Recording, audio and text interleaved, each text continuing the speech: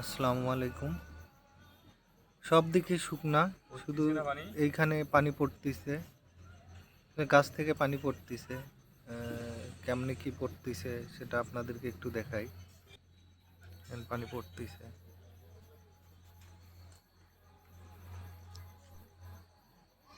এইখানে যে পোকাটা আছে এই পোকাটা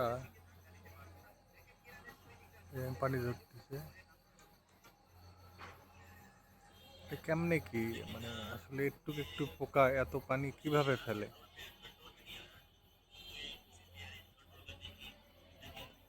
আপনাদেরকে একটু জুম করে দেখাচ্ছি। এই পোকাটা দেখেন,